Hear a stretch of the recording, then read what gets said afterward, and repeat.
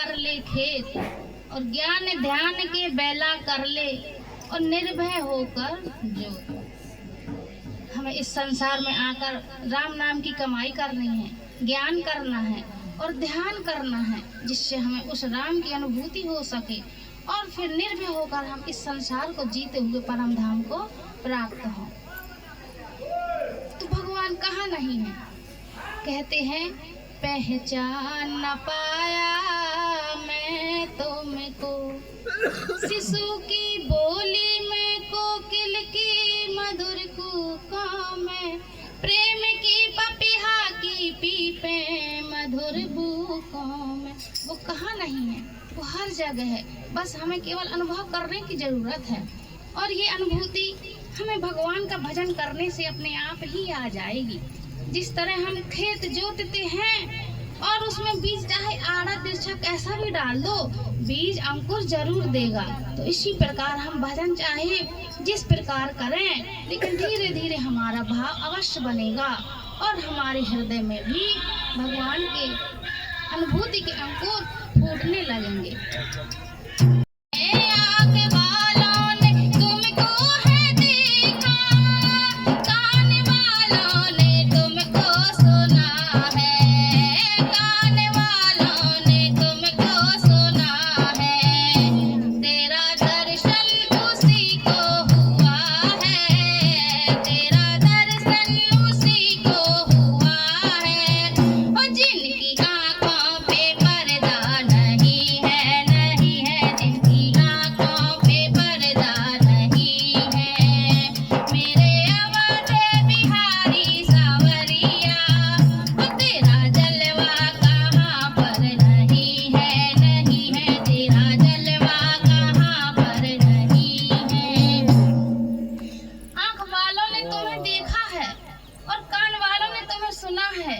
मगर तेरा दर्शन किसको हुआ है? जिसने राम भजन करके तेरी अनुभूति कर ली है और जिनकी आंखों में माया मोह का पर्दा नहीं पड़ा है, उन्हीं को तेरा दर्शन प्राप्त हुआ है।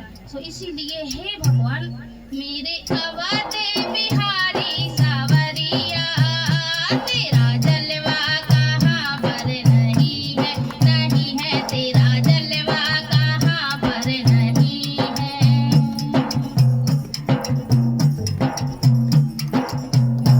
ये नशा जल्दी चढ़ता नहीं है, चढ़ जाए उतरता नहीं है, चढ़ जाए उतरता नहीं है।